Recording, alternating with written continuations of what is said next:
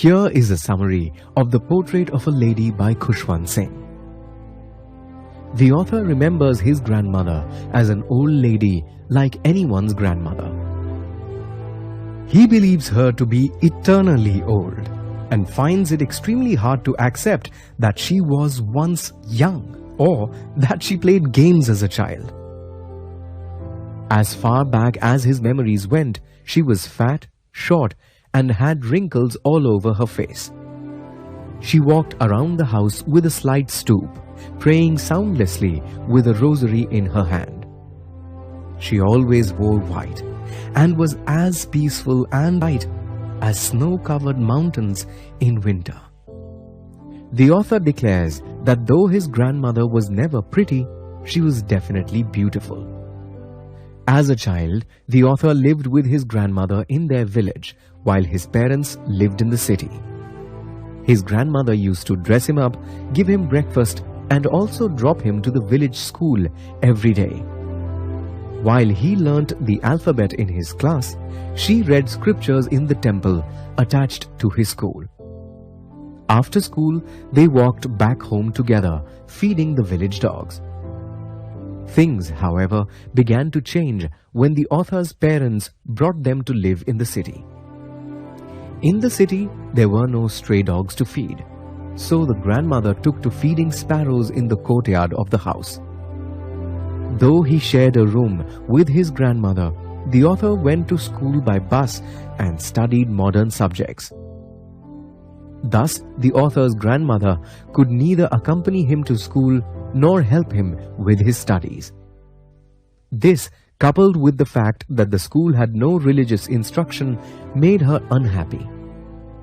She was also aghast to hear that they taught music at school. In her opinion, music was only for beggars or dancing girls.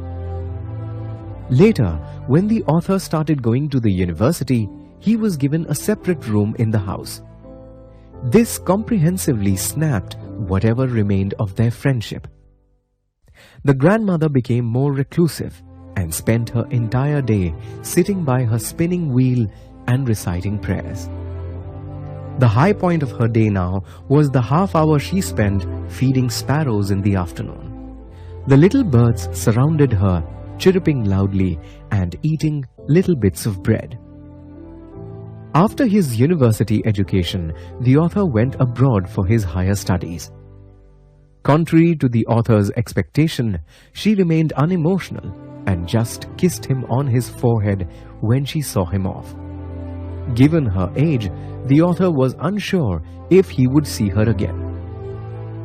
But she received him at the station 5 years later.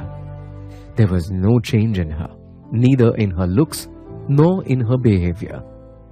However, on his first evening back home, the author's grandmother broke her routine and celebrated his homecoming. She sang for hours on end with other ladies from the neighborhood.